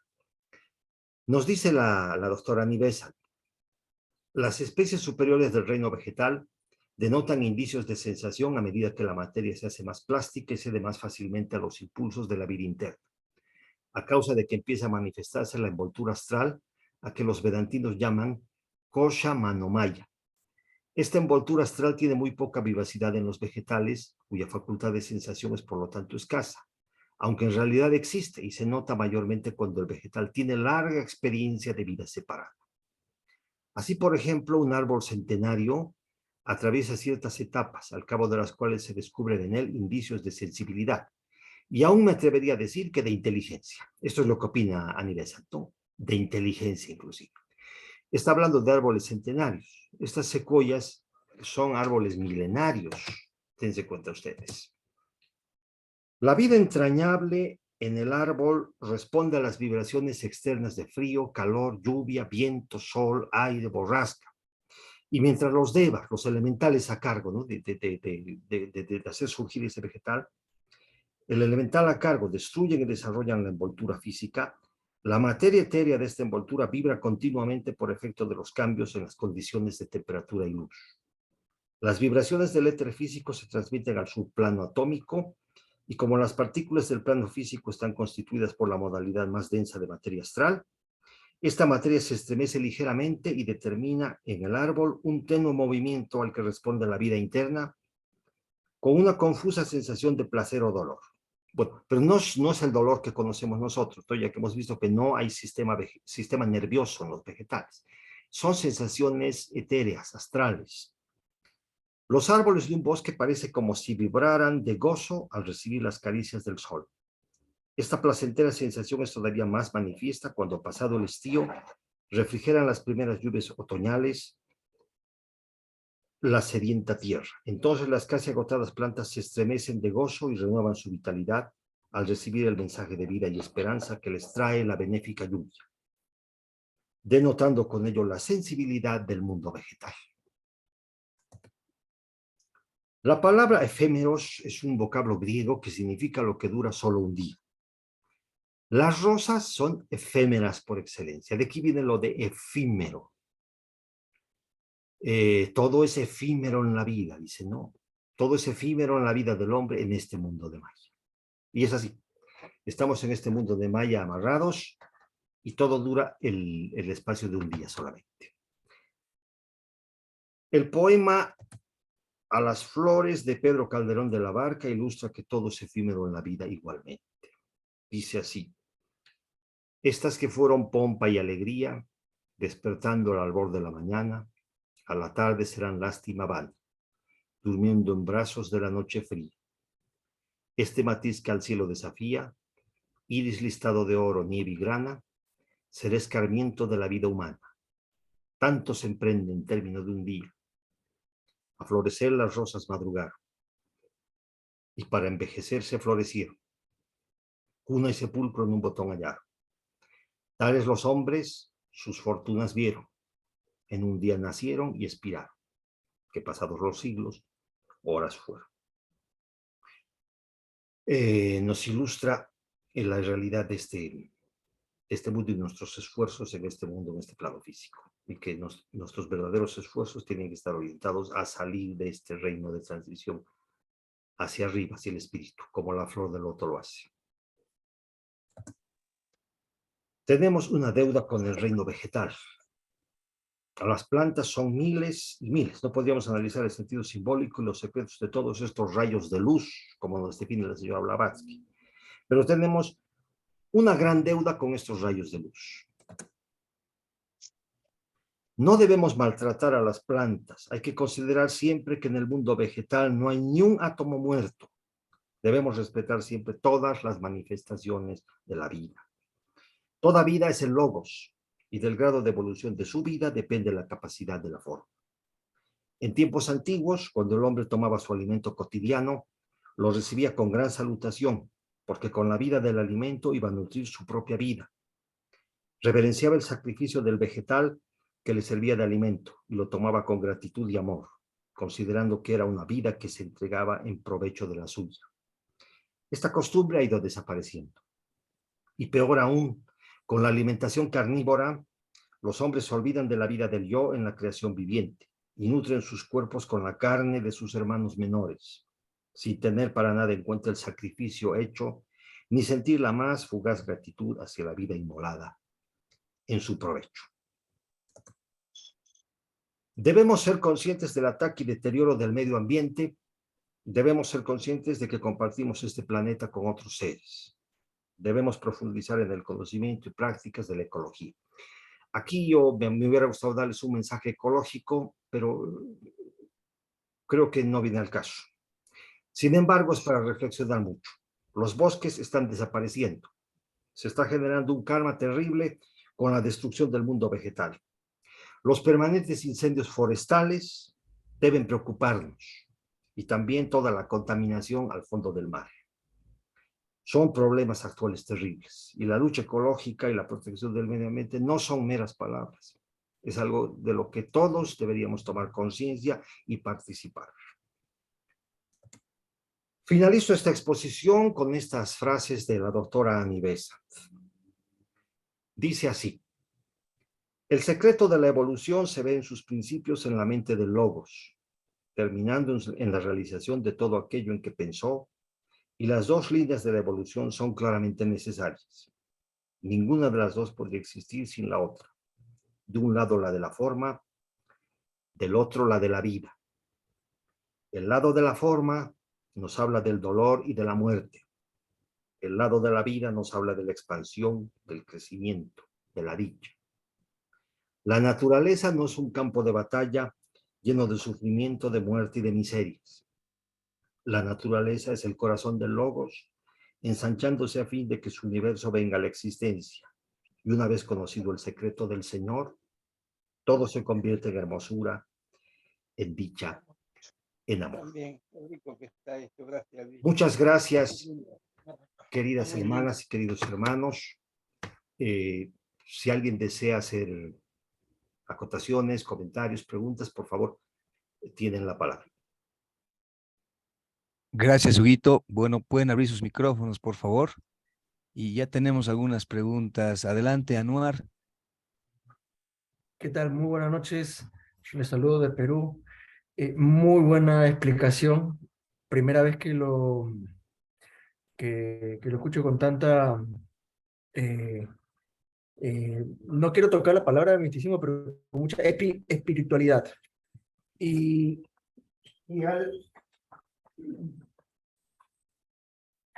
Muchas gracias, hermano. Sí, y algo que quería acotar en esta parte es, yo trabajo en lo que es en el sector industrial de minería y sé lo que es la actividad minera, que es extraer.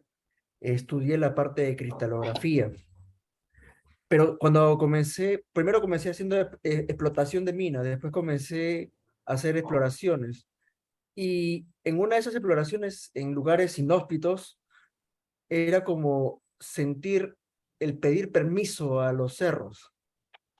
O sea, una cosa es cuando era una percepción mía, no se lo decía a mis colegas, nada, pero es como que si los cerros tuvieran una cierta vida y te dan permiso para entrar y otros como que se ponen en modo alerta. Es la de Francisco esta. Y esa parte, no sé si podría explicar un poco si eso puede ser eso o haya sido una sugestión mía. Gracias. Gracias, Anuar. Bueno, conocemos por los elementales que en los lugares donde está la naturaleza misma están los elementales en su mayor trabajo y en mayor cantidad. Y en realidad una mina, un bosque, una selva es de ellos, son los verdaderos dueños. Y nosotros, humanos intrusos, deberíamos pedir permiso a estas entidades elementales para entrar a un bosque o a una selva. No lo hacemos. Y peor aún, entramos a la casa de ellos a destruir los árboles. Sí, está fuerte la presencia de los elementales en las selvas, en los cerros, en las montañas, en las minas, en el fondo del mar. Sí, lo que comentas que se sentía una presencia es cierto, están ahí y se debería tratar por eso con mucho más respeto a la naturaleza y al medio ambiente. Aquí en Bolivia se realizaba actividad minera, muchísimos años se ha realizado. Entonces, hay muchos cuentos de los mineros que entraban al interior de la tierra, ¿no? Y sentían ellos que había algo. O sea, lo llamaron el tío, haciendo una semejanza con el diablo, que era el diablo el que estaba ahí adentro, pero eran los espíritus de la tierra misma, los gnomos. Y ellos, estos mineros, estaban conscientes de que estaban allí los gnomos.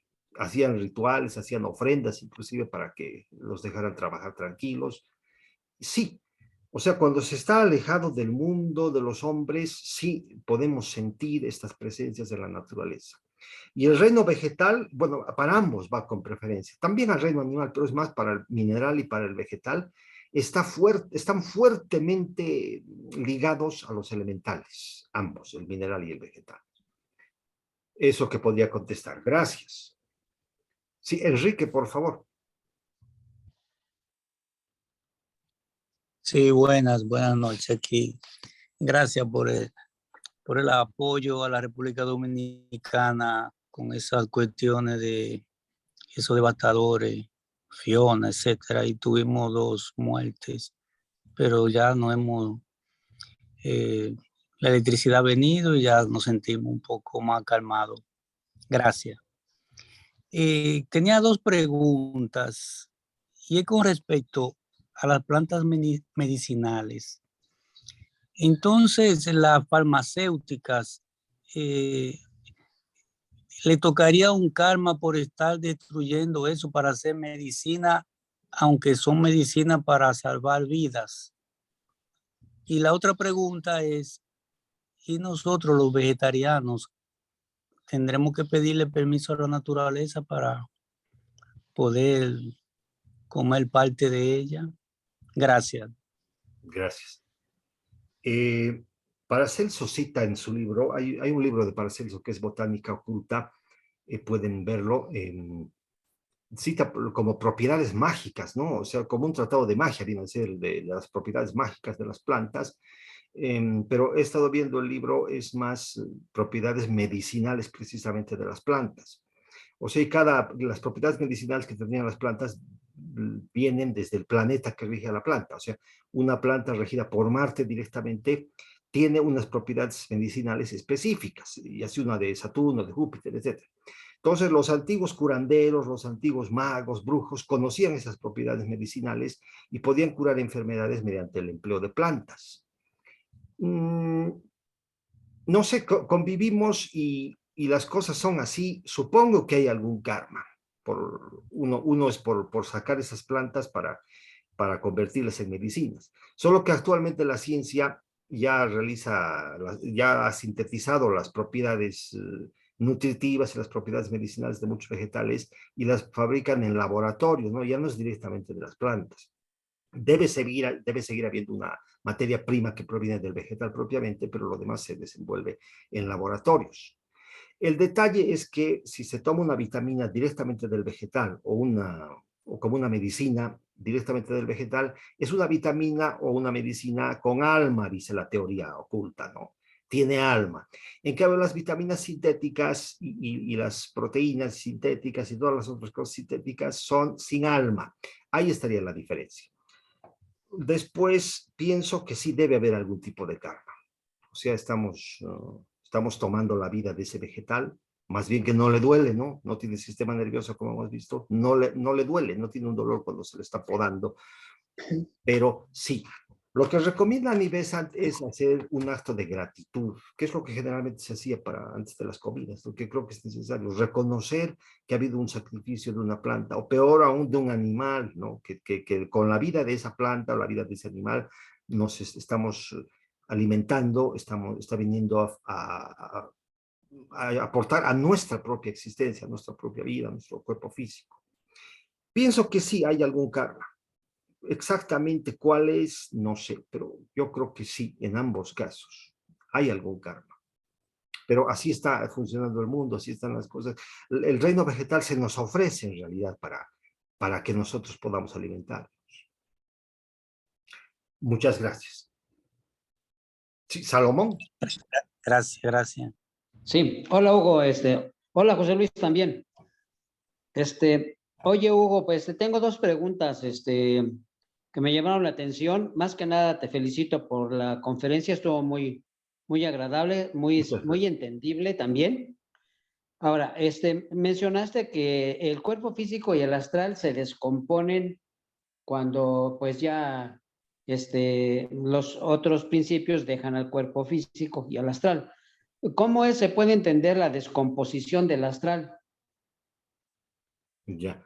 Bueno, esto lo explica Anivesat y Ledwitter precisamente. Tenemos el prana, ¿no? Que es la esencia de la vida. Entonces, Sí, al momento de la muerte, se retira el prana y se de acuerdo. retira el kamamanas, o sea, la parte que tenemos aquí en este, ligada al cuaternario es el manas inferior, ¿no? Que está presionado por el kama, es el kamamanas. Entonces, el kamamanas se va, o sea, el manas inferior aprisionado por kama se van al plano astral. Y se Sí, quedan aquí el cuerpo físico y el Stula Sharira, ¿no? Y el doble etérico, perdón, el cuerpo astral, lo llaman así, en algunos libros es doble etérico, en otros es cuerpo astral. Se quedan juntos, porque han vivido juntos. En función al Linga Sharira, al cuerpo astral, se ha moldeado el cuerpo físico, nos dice la enseñanza, los lipikas han hecho eso. Juntos han estado siempre. Entonces se quedan juntos. Con su visión astral, dice, con su visión clarividente, perdón, dice Ledwitter, que podía observar en los cementerios, que era un lugar de contaminación, porque el cadáver, la parte física, entra en un estado de descomposición, ¿no? De putrefacción. O sea, es en sus primeras etapas un estado bastante asqueroso.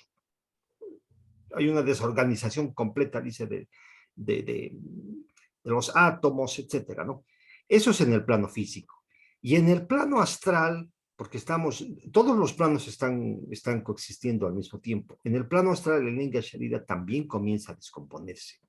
Entonces, Ledwitter veía clarividentemente, dice, la descomposición de los cuerpos astrales de los difuntos en los cementerios. Él veía una especie de brumas de color azul, de color morado, dice, por aquí, por allá en las tumbas, eran los cuerpos, los Linga Sharidas, los cuerpos astrales que estaban en descomposición. Eso es algo que se ha popularizado, no se ha sido normal en nuestra civilización occidental, el entierro de los cadáveres. Después vino la costumbre de la India, que siempre ha estado, el coronel Olcott impuso en Estados Unidos, la primera cremación en Estados Unidos la ha hecho el coronel Olcott, precisamente, y después se ha empezado a popularizar. De esta forma se acelera ese proceso de descomposición. Pero no sé, es algo que ya nosotros no lo vamos a ver, ¿no? Porque el Kama Manas se fue, ya no está ahí, o sea, ya están abandonados completamente de toda vida y de toda conciencia el Stula Sharira y el Linga Sharira, el cuerpo físico y el cuerpo astral. Y dice la señora Blavatsky, hasta el último átomo, hasta que se desintegre el último átomo del físico, va a estar el astral, a excepción del esqueleto, ¿no? Un gran enigma viene a ser el esqueleto, lo mencionamos en la charla anterior de anatomía oculta. Según yo entiendo, el planeta Tierra nos da el esqueleto, no corresponde al Stula Sharira. Es un gran misterio esto del esqueleto. Es el ser puro, dice el esqueleto, ¿no? Nuestra expresión más pura de los seres humanos y de los animales. Pero el esqueleto, por ejemplo, pertenecería al planeta Tierra propiamente, no es parte del Stula Sharira. Espero haber contestado la pregunta. sí, sí, claro. Oye, Hugo, una preguntita más. ¿Un león reencarna en león o no precisamente? Yo pienso que sí. O sea, existe un alma grupal, ¿no? Es lo que nos dice la enseñanza. Yo me imagino, en alguna parte he leído, es como un campo de energía que está alrededor del planeta Tierra. Hay un campo energético así que es el alma del reino, el alma grupal vegetal. Y hay otro campo más grande, o tal vez sea más pequeño, no sé, del alma grupal animal. Entonces, los leones están ahí, los perros están por aquí, los gatos, etcétera. Y los leones van y vienen como leones, me imagino, por algún tiempo de un subciclo de la cadena planetaria. Cuando han evolucionado pasarán a ser otro animal y así sucesivamente dentro de subciclos de cada globo de la cadena planetaria. O sea, por un tiempo tendría que ser. Ahora yo Sí, veo porque yo veo a la naturaleza un poco cruel. Me han hecho ver videos, me han enviado videos en Facebook hace mucho tiempo, cómo es la vida realmente en las selvas africanas. O sea, los leones están correteando tras de otros animales, los atacan salvajemente y se los comen, ¿no? Y eso es sí, cada día. Entonces yo decía, es un caos el mundo, el reino animal. Y lo propio ocurre en el mar, lo ocurre entre los insectos, las arañas, las moscas. Todos están tratando de comerse, los más grandes, más fuertes, están tratando de comerse a los más pequeños. Supongo que hay algún orden en todo eso. Los más Sí. pequeños irán evolucionando a través de ese dolor, de ese sufrimiento, hasta convertirse en animales más grandes. Y algún rato también atacarán animales más pequeños, hasta que se llegue a alguna etapa de conciencia y se pase al reino humano. Supongo que es así la cosa. Oye, Hugo, ¿se va a grabar esta conferencia? Sí, sí, estamos grabando la conferencia, la vamos a publicar en el YouTube de la Sociedad Teosófica en Bolivia. Ok, gracias, muy amable. Muchísimas gracias, Salomón. Que estés bien, buenas noches. Buenas noches. Sí, Patricia. Hola, buenas noches. Disculpe, mi conexión está un poquito medio inestable, pero le mandé en el chat 4 preguntas y quisiera hacerle la última. Sé que lo que sería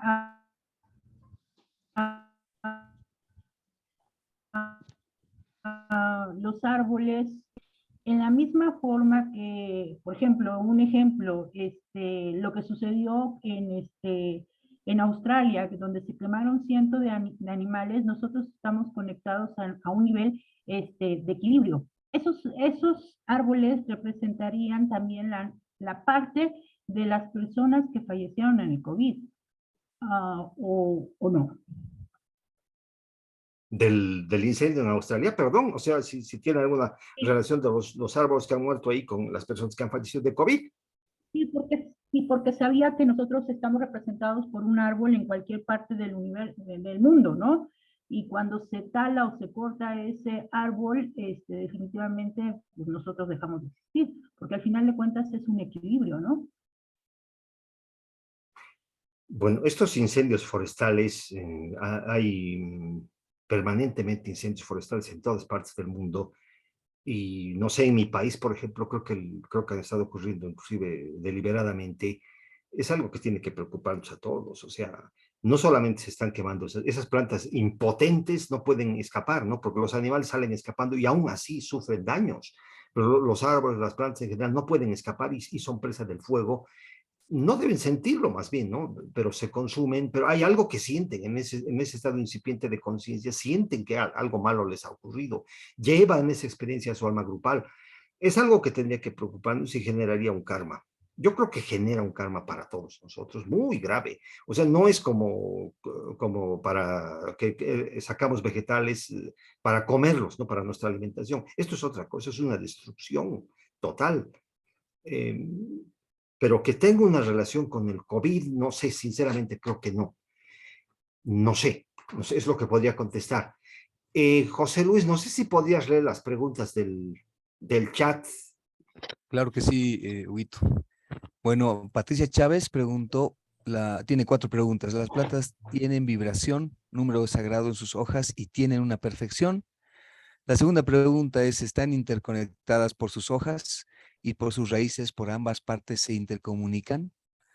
La tercera pregunta, cada ser humano tengo entendido que tenemos un árbol que está en el mundo, cuando se corta termina nuestra vida, ¿esto es verdad? Y la cuarta pregunta, en los laboratorios muchos utilizan las plantas para medicamentos sacando su esencia. Esas son las 4 preguntas de Patricia. Bueno, hemos visto que se sacaban las esencias, ¿no? Pero creo que actualmente se fabrican en forma sintética en los laboratorios. De acuerdo al texto de Paracelso, o sea, hay propiedades mágicas, ¿no? Hay un árbol para cada signo zodiacal, no sé, para cada persona también habría un árbol, hasta un árbol de suerte, un árbol representativo. En todas las cosmogonías y religiones hay árboles, pero no sé la verdad si es que existe un árbol físico en alguna parte del mundo que está representando mi vida y cuando ese árbol muere o lo cortan, muero yo. No sé si eso será cierto, no podría contestar. ¿Cuál era la otra pregunta, perdón? Si las hojas están interconectadas por sus raíces, por Ya. ambas partes, y si se intercomunican las plantas. Sí, estudios científicos me olvidé mencionar ese detalle. Estudios científicos han demostrado que o sea, nosotros tenemos el Internet, ¿no? O sea, estamos conectados en lo invisible prácticamente, todas las computadoras y tantos seres humanos, ¿no? En este momento, por el aire nos estamos comunicando, hay una conexión del Internet, no sé cómo decir, la web, ¿no? Los árboles tienen una cosa que debe ser inclusive superior a nuestro Internet. O sea, se ha demostrado científicamente, esto no es del ocultismo, es de la ciencia. Todas, o sea, las raíces están conectadas entre sí, todas las raíces de los árboles. O sea, entramos al bosque y vemos un árbol por aquí, otro por allá, por todas partes, que parece que están separados y aislados allá arriba, pero ahí abajo es diferente. Todas las raíces están conectadas, o sea, hay una comunicación de árbol a árbol. Y el árbol más alejado del bosque está comunicado con los árboles del centro del bosque, e inclusive de otros bosques también tienen comunicación. O sea, son grupos, comunidades de árboles en un bosque que se comunican, tienen una fuerte comunicación con otras comunidades de árboles en otros bosques. Tal vez haya una comunicación inclusive global. Es un misterio esto, tal vez a través del mar también se comunica. O sea, el reino vegetal, que parece tan pasivo y tan aislado, sí tiene esas comunicaciones, ¿no? Repito que esto es un descubrimiento de la ciencia, no es del ocultismo. Existe una fuerte comunicación entre todos, supongo que hasta se pelean, creo que eso se especulaban los científicos. Hay algunos vegetales que se llevan bien con otros a través de las raíces, ¿no? Se deben dar muestras de afecto. En cambio, otros se pelean y a través de las raíces deben agredirse. Bueno, es lo que podría contestar. Sí, Está María Eugenia. María Eugenia, por Hola. favor. Sí, gracias. Buenas tardes. Muchas felicidades por tu trabajo. Me encantó. Yo tengo el libro de el señor Paracelso, La botánica culta. Lo he leído 2 o 3 veces. Y siempre sencillamente me encanta, y ahora tú al estarlo poniendo en fotografías y demás fue una delicia porque es otra cosa. Y quisiera decir algo que menciona en el libro, ¿no? Dice que finalmente el color verde es el signo de la vida mercurial serpenteando en el Júpiter y en la Venus de las frondas. El árbol, sin duda alguna, es el árbol, el tipo más perfecto de todos los seres vegetales. En él hallamos las influencias de las estrellas, de los elementos, del spiritus mundi y del mysterium magnum, que es por sí mismo fuego y luz, odio y amor, como verbo pronunciado por el Padre Eterno. Es un libro fascinante, lleno de simbología, de conocimiento, al que yo les recomiendo. Sinceramente es una obra maravillosa y bastante bien explicada, me encantó. Muchas gracias. Muchas gracias, María Eugenia. Sí, tiene cosas bellísimas el libro de Paracelso. Bueno, yo he tratado de darle a esta charla un enfoque más teosófico, pero he sacado extractos de Paracelso, tiene cosas muy, o sea, explica lo mismo, pero con otros términos, ¿no? Su propia explicación. Es muy bello, sí. Muchas gracias. Y aunado con las magníficas estudios o interpretaciones de la doctora Anibes en relación a la vida y a la forma. O sea, realmente es fascinante. Y es otro libro que también deberíamos de leer.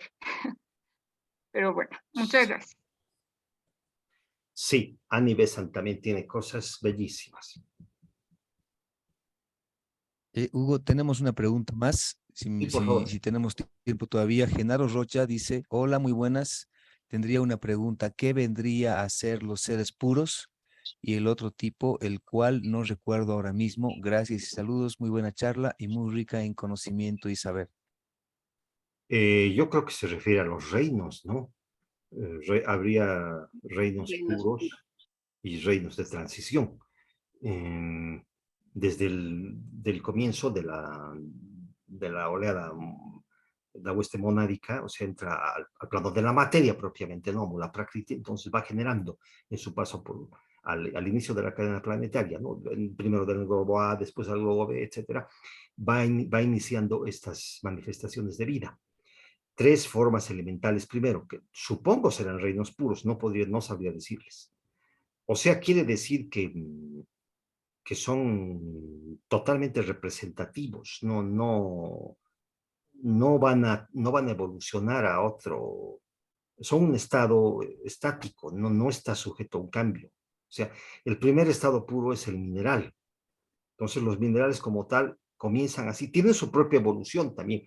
No hay mucha información acerca del reino mineral, o sea, que creo que no se podría hacer una charla acerca del reino mineral, pero el mineral tiene que evolucionar desde la arena hasta el diamante, ¿no? Según la ciencia es el diamante la cumbre de la evolución mineral, y según los ocultistas es el oro, llega hasta el oro.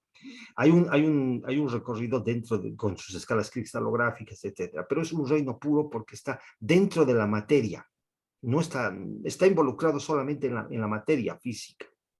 Luego pasa al siguiente, que es el reino vegetal, que ya es de transición, porque el otro es el reino animal. El reino animal está preponderando Kama, y hay algo nuevo completamente, que no tenía ni el vegetal ni el mineral. Entonces es otra vez un reino puro. Entonces el vegetal está entre los dos, entre el mineral, que es la pura sustancia física, y algo más que ya está fuera de la materia simplemente. Es otro tipo de conexión de sentimiento con la materia, que es Kama. Entonces el vegetal poco a poco tiene que comenzar a sentir para llegar a un estado de instinto, que sería en el reino animal Kama. Entonces está en transición, está entre los dos reinos, no es un reino puro. Pasa al reino animal, entonces Kama está dominando completamente.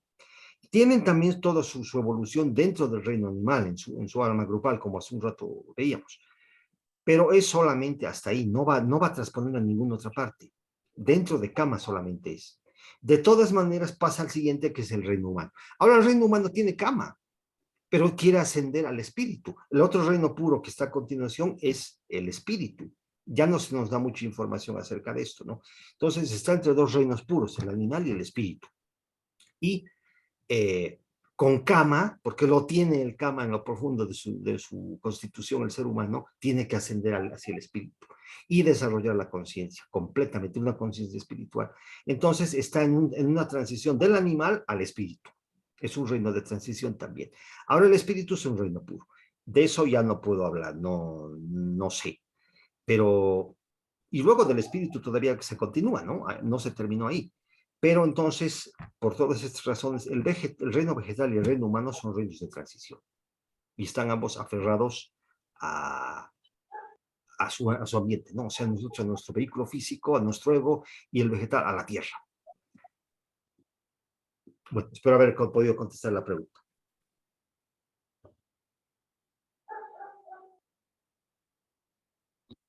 Bueno, Bueno, igual, Huguito, no tenemos más preguntas. ya. Y bueno, a todos Perdón, los que María han Luisa escrito. está pidiendo, Sí, José claro que Luis. sí, Perdón, María sí, Luisa. María Luisa Vilma. está pidiendo la Claro que palabra, sí, pero no tiene la manito. claro No, que sí, Vilma. no sé subir Ok. la manito, disculpen, no sé subir la manito. Sí, María Luisa, Eh, solamente gracias, Hugo. quería comentarles, María Luisa, disculpa, que han pedido varias personas el video, entonces voy a poner en el chat el link para que entren al canal de YouTube de la Sociedad Teosófica en Bolivia, donde vamos a subir el video. Nada más eso. Muchas gracias. Adelante, María Luisa. Ya, agradecerte, Hugo, muy interesante. Este mundo de las plantas realmente es algo maravilloso, sobre todo para quienes amamos las plantas. Es un mundo que no terminamos de conocerlo. Y quería simplemente acotar una cosita. A mí lo que me llama la atención es la interrelación que hay entre el ser humano y la naturaleza y sobre todo las plantas. Si nos fijamos, por lo menos antes, cuando no se manipulaba a las semillas y las plantas de la manera que se lo hace ahora, justamente nos daba a la naturaleza frutas y vegetales que se necesitaba en esa época. Por ejemplo, en la época de invierno nos daban mucho todos los cítricos, todo lo que necesitábamos para combatir el invierno, el frío, los resfríos, etc. En época de calor, fruta y vegetales que tenían mucha agua, que era lo que necesitábamos en esa época. Entonces, a mí me maravilla esa interrelación que hay entre las necesidades del ser humano y la naturaleza, sobre todo en el mundo vegetal, ¿no? Y por supuesto nos encontramos con plantas de tan diversas clases, unas más sensibles que otras, etcétera. Y hay algo maravilloso que dice, ¿no? La planta puede perfumar la mano que la estruja y que la destroza, porque siempre nos están dando, nos están regalando. O sea, si una mano destructiva va y destroza una planta aromática, esta le va a dejar llena de aromas humanos. Gracias, Hugo, nuevamente. Solamente era eso. Muchas gracias, María Luisa. Tiene mucha razón. Bueno, gracias, queridas hermanas y hermanos de tantos países, de tantos lugares, por el apoyo. Vamos a subir la charla al WhatsApp, digo, al YouTube de la Sociedad Teosófica hasta el día de mañana. Nuevamente expreso mi apoyo y toda la fuerza espiritual que sea posible de parte mía y de los miembros de la Sociedad Teosófica en Bolivia, para nuestros hermanos en México, en República Dominicana, en Puerto Rico, en Costa Rica, sobre todo los de México que han estado pasando por momentos tan difíciles. Muchas gracias a todos. Nos veremos en una próxima oportunidad. Buenas noches. Huguito, 1.000.000 de gracias. Gracias. Una charla muy Gracias, linda. Sí, qué sensibilidad, ¿no? Qué belleza. Gracias. Muy linda, muy linda. Hermosa, Y hermosa. algo muy hermoso, Huguito, fue que con todas estas, como has presentado, confirma de una manera tan fuerte la interrelación que hay en toda la manifestación. Y la gratitud y esa actitud de realmente gratitud con la que debemos acercarnos a todo, absolutamente todo. Y en este caso, como has presentado lo de la botánica oculta, realmente acercarse a ella con gratitud, incluso pedirle permiso y darle gracias al arbolito del cual estás tomando el fruto que va a alimentarte. Para mí es muy interesante que esto sí pasaba en nuestro país, en las áreas rurales. Mi familia es de origen completamente rural, entonces para cortar un arbolito habían rituales muy sencillos, pero muy profundos para pedirle permiso. Para comenzar a barbechar la tierra, había que pedirle permiso. Y estas cosas tan maravillosas que de alguna manera a nivel colectivo se están perdiendo, pero hay esfuerzos por volver a reconectarnos con esta maravillosa manifestación de la que somos solo una parte. Huguito, 1.000.000 de gracias, todo un deleite tu charla. Gracias, Huguito. Gracias, muchas gracias, Vilma. Gracias por tus palabras. Muchas gracias a todos. Nos veremos en otra oportunidad. Ay, Chao. esperemos que sí, ¿eh? Buenas noches. Saludos, gracias. Saludos, Salomón.